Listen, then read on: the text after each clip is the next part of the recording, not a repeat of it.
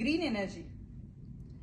Green energy, sustainable energy, sustainable products, विचार तर केलाच पाहिजे.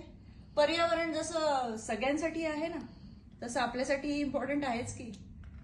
म्हणजे बघा, आता बिझनेस तर होतच राहणार आहे, कंपनीज तर होतच राहणार आहेत, पण जर तुम्ही तुमच्या फायद्याबरोबर समाजाच्या फायद्याचा विचार केलात ना, तर तुम्ही जास्त अनमोल ठरता.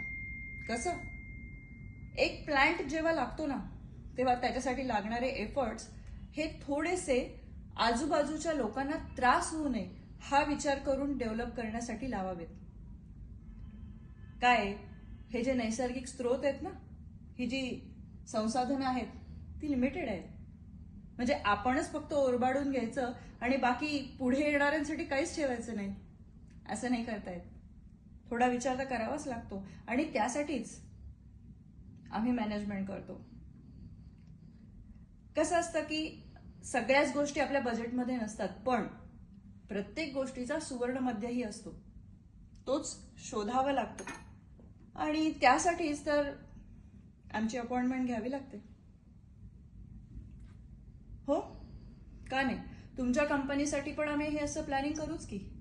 म्हणजे कसं असतं की गव्हर्नमेंटचे लायसन्स आणि गव्हर्नमेंटकडनं अप्रुव्हल हल्ली याच बेसिसवर मिळतंय बरं का, की तुम्ही तुमच्यासोबत समाजाचा आणि आजूबाजूच्या लोकांचा किती विचार करता. बरोबर ना?